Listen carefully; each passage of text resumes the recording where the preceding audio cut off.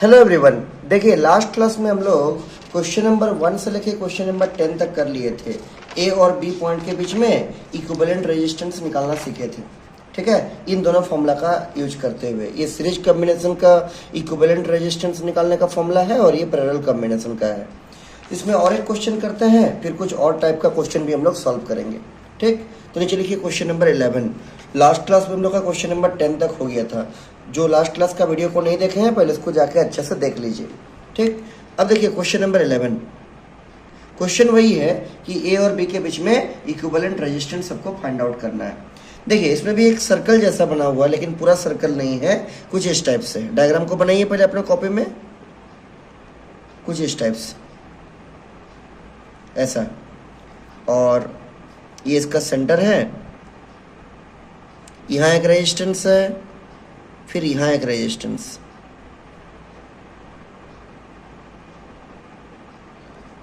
और उसके बाद यहाँ भी एक रेजिस्टेंस। ये वाला पॉइंट मान लीजिए ए है और ये वाला पॉइंट मान लीजिए आपका बी है। अच्छा, सब रेजिस्टेंस का वैल्यू भी आपको दिया हुआ कितना है, इसका वैल्यू आर है, इसका वैल्यू आर है और इसका वैल्यू भी आर है। अच्छा, और एक रेजिस्टेंस है मान लीजिए इसमें, यहाँ पर एक रेजिस्टेंस है, इसका वैल्यू भी आपका आर है। ये 4 रेजिस्टेंस आपको दिया हुआ है। तो आपको समझना है कौन है सीरीज में, कौन है पैरेलल में, और इसका इक्विवेलेंट रेजिस्टेंस का वैल्यू को फाइंड आउट करना है। कितना इसका होगा ए और बी के बीच में इक्विवेलेंट रेजिस्टेंस का वैल्यू। तो बड़ा ही सिंपल तरीका है। लास्ट क्लास जैसे आप लोग को समझाए थे कि यहाँ देखिए इन दोनों रजिस्टर को पहले देखिए। इसका एक किनारा यहाँ, इसका भी एक किनारा यहाँ, इसका दूसरा किनारा यहाँ, इसका भी दूसरा किनारा यहाँ। तो ये जो दोनों रजिस्टर है जिसका रेजिस्टेंस आर करके दिया हुआ है, ये दोनों किस में है, पैरेलल कॉम्बिनेशन में। तो अगर ये दोनों आपका पैरेलल कॉम्बिनेशन में होगा, इसका इक्विवेलेंट रेजिस्टेंस कैसा निकलेगा, पहले तो लिख दीजिए these two are in parallel combination. अगर ये पैरेलल होगा, देखिए 2 ही रेजिस्टेंस है और दोनों ही पैरेलल है, तो इसको हम लोग क्या निकाल सकते हैं, आर बटे एन करके निकाल सकते हैं। इसका जो इक्विवेलेंट रेजिस्टेंस बनेगा आर इक्विवेलेंट, इन दोनों का क्या होगा, आर बटे एन। तो आर की जगह तो आर रहेगा और एन की जगह कितना हो जाएगा, नंबर ऑफ रेजिस्टर्स 1 और 1 2, इसी जी और आर बाई 2 हो जाएगा। क्लियर है।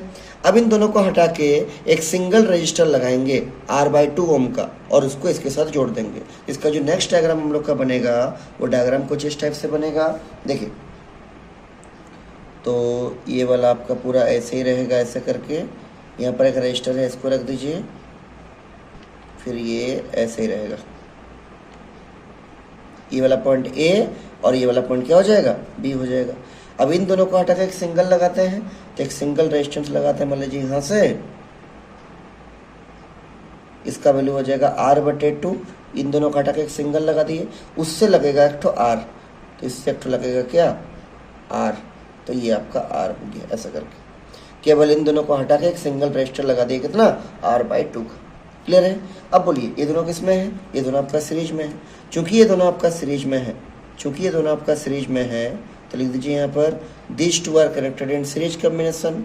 तो सीरीज कॉम्बिनेशन का इक्विवेलेंट कितना होता है, दिस इज डायरेक्टली जोड़ना पड़ेगा, दिस इज आर बटे 2 और प्लस ये आर हो जाएगा। एलसीएम लीजिए, एलसीएम आ जाएगा आपका 2, कितना हो जाएगा बोलिए, R plus 2r। So this is your 3r by 2। तो इन दोनों का आपका इक्विवेलेंट आ गया 3r बाई 2। इसके जगह रख देंगे, और ये जो आपका r ओम था ये तो आपका एज इट इज ऐसे ही रहेगा। तो देखिए इसका जो नेक्स्ट डायग्राम बनेगा ये कैसा बनेगा, नेक्स्ट डायग्राम कुछ ऐसा बनेगा। ये वाला पॉइंट आपका ए था, ये ए ऐसे ही रहेगा, और यहाँ पर एक रजिस्टर है, इसको ऐसे ही रख दीजिए, और ये आपका बी है, ये वाला अपने जगह आर रहेगा। इन दोनों को हटा के एक सिंगल रजिस्टर लगाएंगे, कितना रेजिस्टेंस का, रेजिस्टेंस हो जाएगा 3r by 2। So this is 3r by 2 का। अब ध्यान दीजिए ये 2 रजिस्टर है, दोनों का एक किनारा यहाँ, दूसरा किनारा यहाँ बी में। तो ये दोनों किस में होगा, पैरेलल कनेक्शन में होगा। दोनों का एक किनारा यहाँ पर गया है और उसके बाद आगे जाके ये ए में मिला है। दोनों का सेकंड किनारा बी में गया है, दोनों होगा पैरेलल कनेक्शन में। चूंकि ये दोनों पैरेलल कनेक्शन में है, तो इसका 2 ही रजिस्टर है और दोनों ही है पैरेलल में। इसका आप शॉर्टकट फॉर्मूला से निकाल सकते हैं। क्या होगा, दोनों को मल्टीप्लाई करेंगे, दोनों को ऐड करेंगे, मल्टीप्लाई कीजिए, तो ये हो जाएगा आपका 3r बटे 2 इंटू आर। ऐड कीजिए, दिस इज 3r बटे 2 और प्लस कितना हो जाएगा, आर।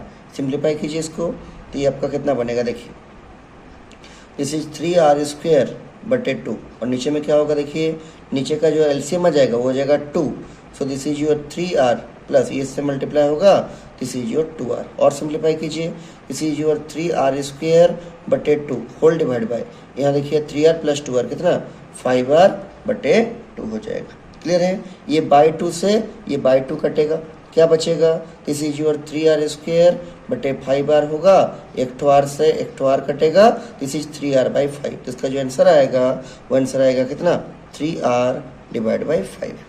ठीक, this is your equivalent resistance. तो नीचे लिख दीजिए देयरफॉर r इक्विवेलेंट का जो वैल्यू आएगा कितना आ जाएगा, this is your 3r divide by 5। Obvious सा बात है कि ओम में ही आएगा, इतना ओम कर दीजिए, इतना क्या कर दीजिएगा ओम।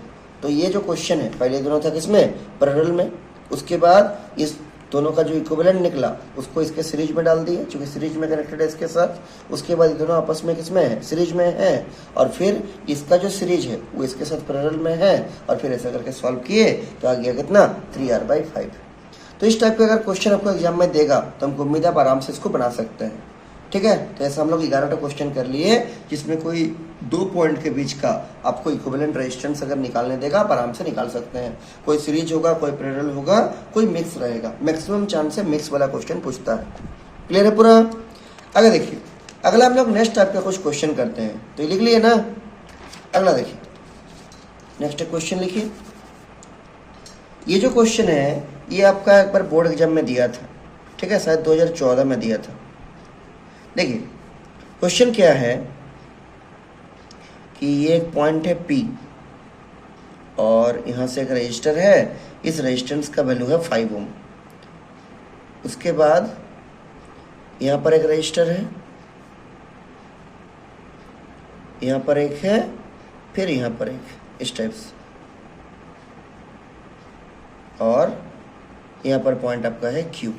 इसका वैल्यू दे दिया है 10 ओम, इसका वैल्यू दे दिया है 4 ओम, और इसका वैल्यू दे दिया है R, और आपको P और Q पॉइंट के बीच का इक्विवेलेंट रेजिस्टेंस दे दिया है। इसके बीच का जो इक्विवेलेंट है वो आपका 10 ओम है। नीचे लिख दीजिए इफ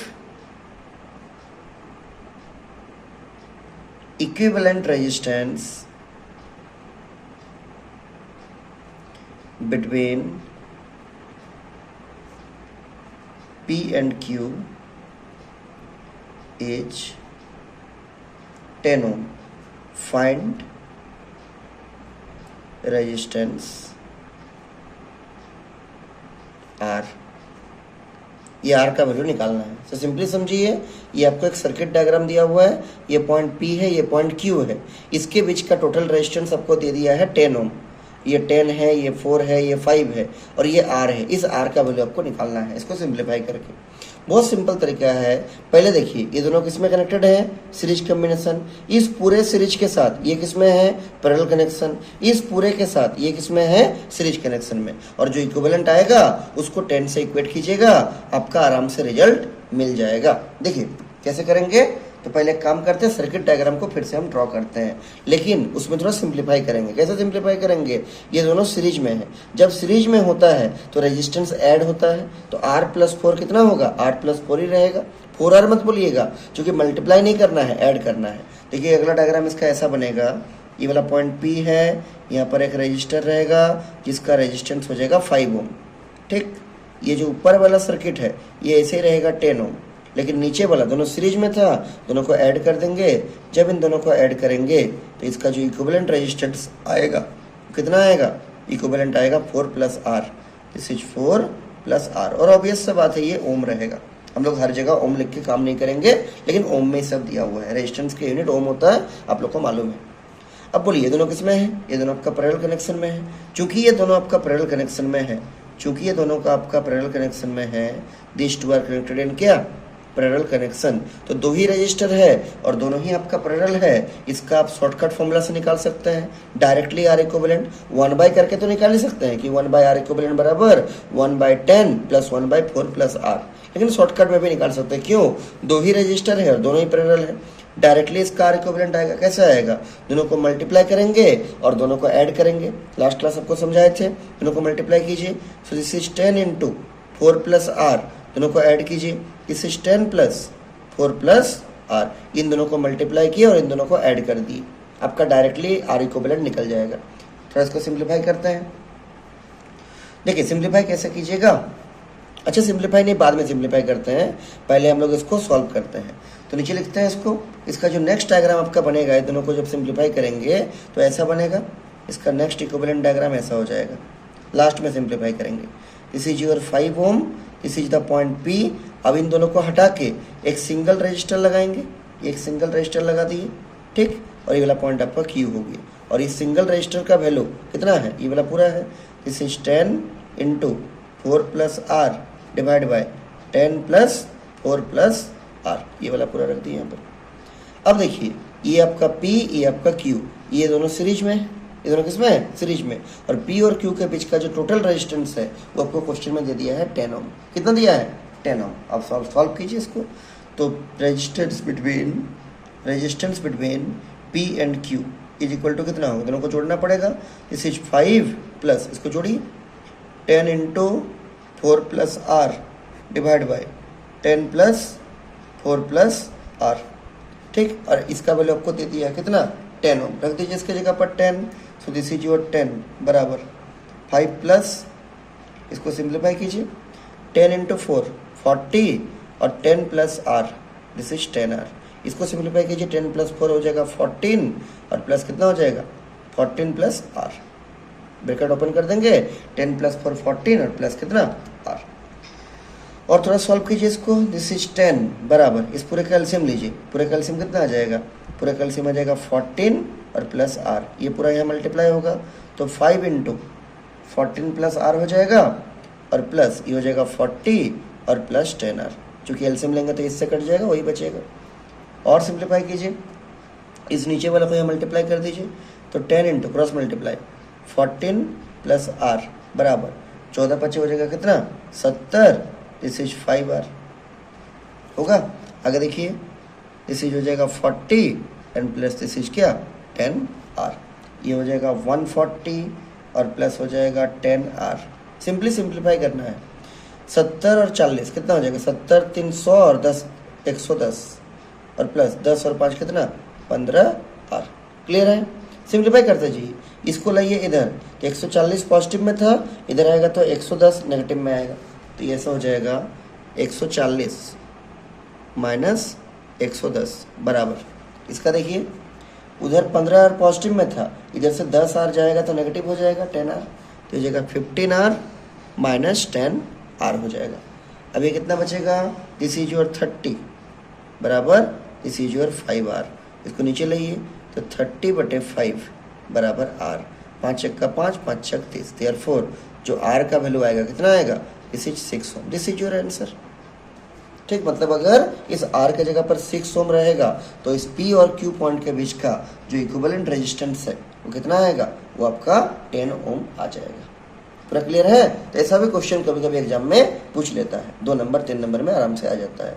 बहुत सिंपल है, पहले दोनों को सीरीज में कर दिए तो ये 4 प्लस आर हो गया, ये पैरेलल में हो गया, शॉर्टकट फॉर्मूला लगा दिए, 2 ही रेजिस्टेंस है, 2 ही पैरेलल में है, दोनों ही पैरेलल में है, दोनों को मल्टीप्लाई, दोनों को ऐड कर दिए, इसको ऐसे ही रखे फिलहाल। उसके बाद इस पूरे को हटा के एक सिंगल रेजिस्टेंस रख दिए और ये 5 अपने जगह रह गया, ये दोनों सीरीज में है, सीरीज में ऐड करना पड़ता है, ऐड कर दिए और इसका जो टोटल रेजिस्टेंस दिया था इक्विवेलेंट रेजिस्टेंस जो कि 10 ओम था, पी और क्यू पॉइंट के बीच में क्वेश्चन में दिया हुआ था, उसको इसके रख के फिर सिंप्लीफाई करते गए आपको आराम से आर का वैल्यू कितना आ गया, 6 ओम आ गया। तो इस टाइप का भी क्वेश्चन कभी कभी एग्जाम में पूछता है, अगर आएगा आप आराम से इसको बना लीजिएगा। अगला देखिए, और एक क्वेश्चन है जो एक बार शायद पूछा था 2020 में, ठीक है। देखिए क्वेश्चन क्या है, ध्यान से लिखिएगा, इसे बहुत अच्छा क्वेश्चन है। A uniform wire of resistance, a uniform wire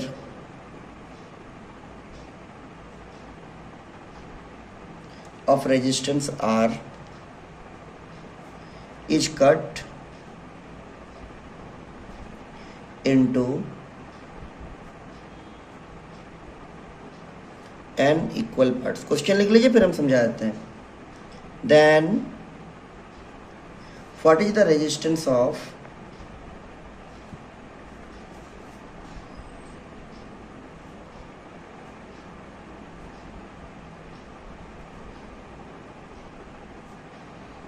what is the resistance of each part. ठीक है, 4 ऑप्शन भी है। पहला ऑप्शन है n इंटू आर, दूसरा ऑप्शन है r बटे n, तीसरा ऑप्शन है n स्क्वेयर इंटू आर, और चौथा ऑप्शन है r बटे n स्क्वेयर। देखिए हाउ टू सॉल्व दिस। तो समझते हैं, एक यूनिफॉर्म वायर है जिसका रेजिस्टेंस है r। तो मान लीजिए ये आपका एक तार है जिसका रेजिस्टेंस है कितना, इसका रेजिस्टेंस आपका r ओम। इसको n इक्वल पार्ट्स में काटे हैं। तो पहले n को छोड़िए, पहले मान लीजिए 2 पार्ट में काटते हैं। तो अगर यही तार है, इसको अगर हम लोग 2 पार्ट में काटेंगे तो इस तार का रेजिस्टेंस r है, इसका लेंथ मान लीजिए l है। जब इसको 2 पार्ट में काटेंगे, एक पार्ट यहाँ हो गया और एक पार्ट मान लीजिए यहाँ हो गया, फिर n वाला में चलेंगे। जब 2 पार्ट में काटेंगे तो लेंथ आधा आधा हो जाएगा, बीच में काटे हैं, इसका लेंथ l/2, इसका लेंथ भी कितना l/2। हम लोग एक फॉर्मूला पढ़े हैं क्या, कि सिंस r बराबर होता है रो इंटू एल बटे ए। देखिए तार को जब काटिएगा, कट कीजिएगा, तो उसका मटेरियल चेंज नहीं होगा, मतलब दोनों ही पार्ट का मटेरियल सेम रहेगा, ओरिजिनल तार के बराबर, मतलब उसका रेजिस्टिविटी सेम रहेगा।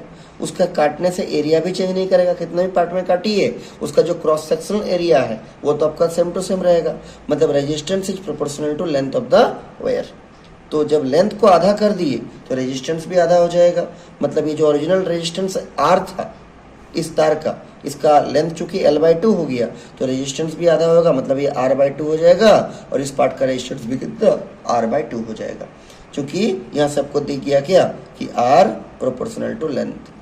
वैसे ही अगर 3 पार्ट में काटे तो मान लीजिए यहाँ से ऐसे, फिर यहाँ से ऐसे उसी तार को, ठीक है, और फिर यहाँ से ऐसे, तो हर एक पार्ट का लेंथ कितना होगा l/3, इसका भी l/3, इसका भी लेंथ l/3। तो रेजिस्टेंस भी कितना होगा, ओरिजिनल r था उसको बाई 3 कर दीजिए, इसका भी r/3, इसका भी r/3, इसका भी, इस पार्ट का भी कितना r/3 हो जाएगा। वैसे ही अगर 4 पार्ट में काटेंगे तो ये मान लीजिए पहला पार्ट, ये मान लीजिए दूसरा पार्ट, इक्वल पार्ट में, ठीक है, ये मान लीजिए तीसरा पार्ट, और ये मान लीजिए चौथा पार्ट में, ऐसा काट दिए। तो हर एक पार्ट का लेंथ बोलिए, इसका हो जाएगा l/4, इसका भी l/4, इसका भी l/4, इसका भी l/4, और हर एक पार्ट का रेजिस्टेंस बोलिए r/4 हो जाएगा, चूंकि ओरिजिनल r था, दिस इज r/4, इसका भी r/4, इस पार्ट का भी r/4, और इस पार्ट का भी कितना r/4 हो जाएगा। अब देखिए इसको n पार्ट में काटने बोला है, तो यहाँ देख क्या रहे, जितना पार्ट में काट रहे हैं बाई में उतना आ जा रहा है रेजिस्टेंस का वैल्यू। तो जब n पार्ट में काटेंगे तो मान लीजिए कोई तार है आपका, उसको हम लोग n इक्वल पार्ट में काटे हैं, ठीक है, इतना तार है, इसको n पार्ट में 1 2 3 ऐसा बहुत सारा पार्ट में, जिसको हम लोग इन जनरल n पार्ट में बोल रहे काटे हैं। तो हर एक पार्ट का लेंथ कितना हो जाएगा l/n, l/n, l/n, ऐसा करते हुए चलेगा, और इसका भी कितना होगा लास्ट वाला का l/n, और हर एक का रेजिस्टेंस कितना हो जाएगा r/n, r/n, r/n, ऐसा करते करते लास्ट पार्ट का भी कितना हो जाएगा r/n। यही तो पूछा था कि जब किसी तार को n इक्वल पार्ट में काटेंगे तो हर एक पार्ट का रेजिस्टेंस कितना, इसी जो r/n हो जाएगा। तो पूरा आपको क्लियर समझा दी। जब 2 पार्ट में काटेंगे तो लेंथ आधा हो जाएगा तो रेजिस्टेंस भी आधा हो जाएगा, 3 पार्ट में काटेंगे तो लेंथ 1/3 हो जाएगा तो रेजिस्टेंस भी 1/3 हो जाएगा, 4 पार्ट में तो r/4 करके होगा, n पार्ट में r/n करके होगा। क्लियर है? इस चीज को एक लाइन लिख लीजिए यहाँ पर ताकि आपको आगे याद रहेगा। जी लिखिए, therefore when it cut into n equal parts, then length of each part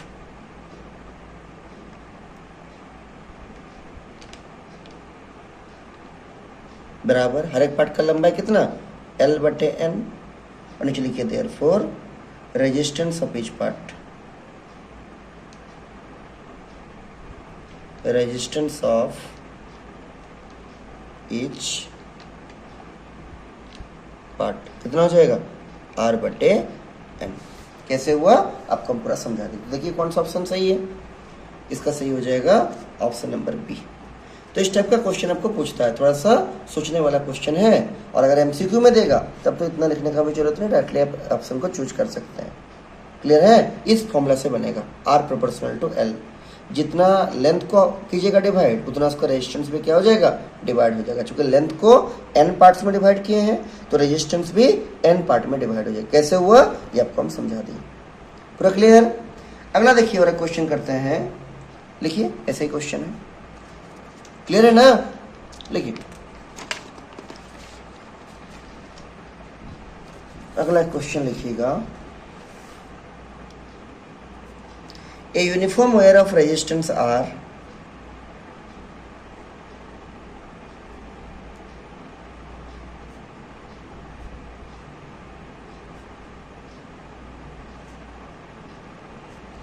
is cut, लगभग ऐसे ही क्वेश्चन है, थोड़ा सा चेंज है। Is cut into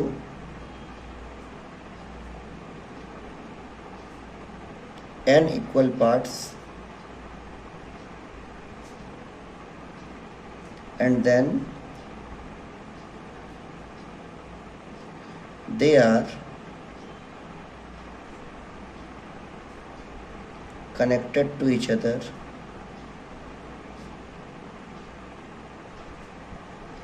in parallel.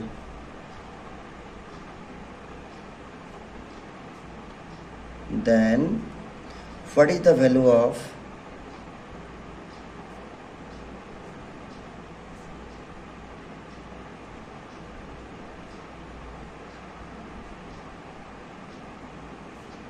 Equivalent resistance? Option में दिया है, पहला ऑप्शन है R बटे एन स्क्वेयर, दूसरा ऑप्शन है एन स्क्वेयर इंटू आर, तीसरा ऑप्शन है एन स्क्वेयर बटे आर और चौथा ऑप्शन है नन ऑफ दिस। देखिए क्वेश्चन को समझते हैं, आखिरकार क्वेश्चन का मतलब क्या बोल रहा है, ध्यान से सुनिएगा। एक यूनिफॉर्म तार है जिसका रेजिस्टेंस है R, उसको n इक्वल पार्ट्स में काटा जा रहा है और हर एक जो पार्ट है उसको कैसा लगाया जा रहा है, पैरेलल कनेक्शन में कनेक्ट किया जा रहा है। तो बोल रहा है उसका इक्विवेलेंट रेजिस्टेंस कितना आएगा। अभी आप लोग को हम समझाए हैं तुरंत कि अगर आपके पास ये कोई तार है, इसका नाम मान लीजिए A है, इस किनारे का नाम मान लीजिए B है, इसका ओरिजिनल जो रेजिस्टेंस है वो मान लीजिए R ओम है और इसका जो ओरिजिनल लंबाई है यहाँ से लेके यहाँ तक ये मान लीजिए आपका L है। जब इसको हम लोग n इक्वल पार्ट्स में काटेंगे, n इक्वल 1 2 3 4 ऐसा बहुत सारा पार्ट में मान लीजिए काटेंगे इसको, ठीक है। तो हर एक पार्ट का लेंथ कितना हो जाएगा, L बटे n L बटे n L बटे n, ऐसा करते करते L बटे n। और हर एक पार्ट का रेजिस्टेंस भी कितना हो जाएगा, R बटे n, इसका भी R बटे n, इसका भी R बटे n, करते करते सभी पार्ट का लास्ट वाला पार्ट का भी कितना, R बटे n हो जाएगा। क्लियर? अभी जितना भी पार्ट है इन सबको आपको पैरेलल कनेक्शन में लगाना है। तो पूरा इक्विवेलेंट रेजिस्टेंस कितना आएगा, तो लगाते हैं। ये मान लीजिए आपका पहला तार है ये वाला, ठीक है, ऐसा करके है, तार जैसे ही बनाते हैं ऐसा। ये मान लीजिए आपका दूसरा है ऐसा, ये हर एक टुकड़ा को लगा रहे हैं। ये मान लीजिए तीसरा है कुछ इस टाइप से, डॉट डॉट डॉट ऐसा बहुत सारा है। और ये मान लीजिए आपका और एक तार है ऐसा, सबको लगा दें इसमें पैरेलल कनेक्शन में। कैसे लगाएंगे, सबका एक किनारा को एक जगह पर लाएंगे, ऐसा बहुत सारा तार है, n नंबर ऑफ वायर्स, और सबका सेकंड किनारा को भी ऐसा लगा दिए, ठीक। अब आगे देखिए, इस हर एक का रेजिस्टेंस कितना, R बटे n, तो इसका हो जाएगा R बटे n, इसका भी R बटे n, ठीक है, इसका भी R बटे n और इसका भी कितना, R बटे n, ऐसा n नंबर ऑफ वायर्स। तो आपको इसका इक्विवेलेंट रेजिस्टेंस चाहिए इस पॉइंट का और इस पॉइंट के बीच का। बहुत सिंपल सा है, आप लोग को हम पहले पढ़ाए हैं कि जब आपके पास n नंबर ऑफ रजिस्टर्स रहता है और सभी आपका पैरेलल में कनेक्टेड है और सबका वैल्यू बराबर है, तो इसका शॉर्टकट फॉर्मूला क्या होता है, इसका होता है R बटे n। R का मतलब एक रेजिस्टेंस का वैल्यू और n का मतलब नंबर ऑफ रजिस्टर्स। लेकिन ध्यान दीजिए यहाँ पर जो एक रेजिस्टेंस है ना उसका वैल्यू R नहीं है, R बटे n है। सबका वैल्यू कितना है, R बटे n करके, और नंबर ऑफ रजिस्टर्स आपका n है।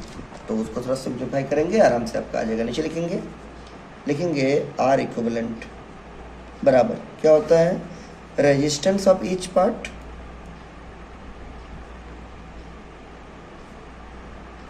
Resistance of each part divide by total number of resistance, total number of resistance, जिसको हम लोग ये जो पहले पढ़े थे R/N के रूप में जानते हैं। R का मतलब क्या, हर एक पार्ट का रेजिस्टेंस, और N का मतलब क्या, नंबर ऑफ रेजिस्टर्स। ठीक है, तो अब देखिए उसी को यूज करते हैं। तो रेजिस्टेंस ऑफ ईच पार्ट इसमें कितना है, R/N, ये हो जाएगा R/N, और नंबर ऑफ रेजिस्टर्स कितना है, N। अब यहाँ पर देखिए हड़बड़ा के N से N को काट मत दीजिए, ये सिंप्लीफाई होगा। कैसे सिंप्लीफाई होगा, अगर आपको दिक्कत हो रहा है ऐसे तो यहाँ मल्टीप्लाई हो जाएगा, अगर आपको दिक्कत हो रहा है ऐसे कर सकते हैं R/N और ये डिवाइड बाय कितना, डिवाइड बाय N, और सिंप्लीफाई कीजिए, दिस इज R/N, ये डिवाइड होगा मल्टीप्लाई में चेंज, ये उलट जाएगा, N/1 था, ये 1/N हो जाएगा, और क्या बनेगा R/N square. So this is your R/N का स्क्वायर, ये आपका इक्विवेलेंट रेजिस्टेंस आ गया। तो देखिए कौन सा ऑप्शन सही है, इसका हो जाएगा ऑप्शन नंबर ए से। क्लियर है, इसमें क्या बोला था, आपका एक रेजिस्टेंस है, एक तार है जिसका रेजिस्टेंस मान लीजिए आपका R है, इसको N इक्वल पार्ट में काटा गया, हर एक पार्ट को आपको पैरेलल में कनेक्ट कराया गया, तो बोल रहा है इक्विवेलेंट कितना होगा, तो वही फॉर्मूला है, हर एक रेजिस्टेंस का value divide by number of resistors, हर एक रेजिस्टेंस का वैल्यू कितना हो गया R/N, नंबर ऑफ रेजिस्टर्स हो गया N, आंसर कितना आ जाएगा R/N का square. This is your answer. ऐसा क्वेश्चन अगर एग्जाम में आता है आप इसको आराम से लिख के सॉल्व कर सकते हैं। तुमको उम्मीद है आपको जितना भी क्वेश्चन सब कराए हैं वो सारा क्वेश्चन ठीक से समझ में आ गया होगा। ठीक है, इसी टाइप का क्वेश्चन एग्जाम में पूछता है। ठीक, अगला देखिए, इसके बाद हम लोग का एक बहुत इंपॉर्टेंट टॉपिक है इस पूरे चैप्टर का, उसका नाम है किरचॉफ्स लॉ। उसको देखिए हम लोग शुरू करते हैं। ठीक है, हेडिंग लिखिए 2 लाइन छोड़ के, किरचॉफ्स लॉ। एक्चुअली इसका 2 लॉ है और दोनों ही लॉ आपका एग्जाम पॉइंट ऑफ व्यू के लिए बहुत इंपॉर्टेंट है। हेडिंग लिखिए किरचॉफ, CIRCHOFF',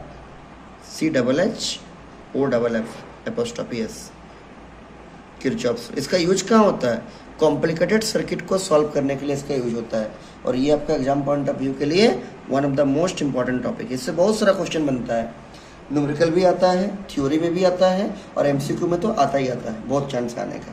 ठीक है, तो इससे short question, long question, medium question, सभी टाइप का क्वेश्चन पूछता है एग्जाम में, और इसका यूज कहाँ करते हैं, कॉम्प्लिकेटेड सर्किट को सॉल्व करने के लिए। तो नीचे लिखिए, to solve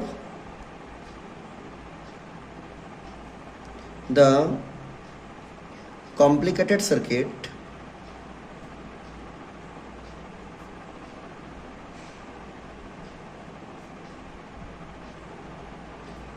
Kirchhoff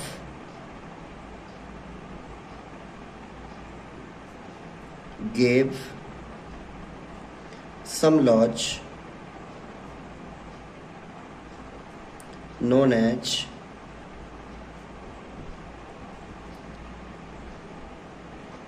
Kirchhoff's rules. Complicated circuit को सॉल्व करने के लिए किरचॉफ्स कुछ लॉ दिए थे, उसको हम लोग किरचॉफ्स रूल्स बोलते हैं। जो सबसे पहला इसका रूल है, ये सबसे पहला इसका लॉ है, इसको हम लोग बोलते हैं, इसका बहुत सारा नाम है, इसको बोलते हैं हम लोग first law, Kirchhoff's first law, या पॉइंट लॉ, या जंक्शन लॉ, या करंट लॉ। देखिए सबका नाम, this is also called as first law. किसका फर्स्ट लॉ, किरचॉफ का, और इसको पॉइंट लॉ बोलते हैं, और इसको जंक्शन लॉ बोलते हैं, और इसको करंट लॉ भी बोलते हैं, करंट लॉ। ठीक है, जिसको शॉर्ट में बोलते हैं किरचॉफ करंट लॉ, तो KCL, ये शॉर्ट फॉर्म इसका बहुत फेमस है। KCL का मतलब क्या, किरचॉफ करंट लॉ। तो बहुत सारा इसका नाम है, 4 नाम है, Kirchhoff first law, Kirchhoff point law, Kirchhoff junction law. Junction law क्यों बोलते हैं समझाएंगे आगे, और किरचॉफ करंट लॉ, शॉर्ट में KCL। ठीक, अच्छा क्या होता है इसके बारे में हम लोग नेक्स्ट क्लास में पढ़ेंगे अच्छा से डिटेल में। ठीक है, तो नेक्स्ट क्लास हम यहाँ सबको बताएंगे किरचॉफ्स लॉ के बारे में। इसको ए रखते हैं आज। ठीक है।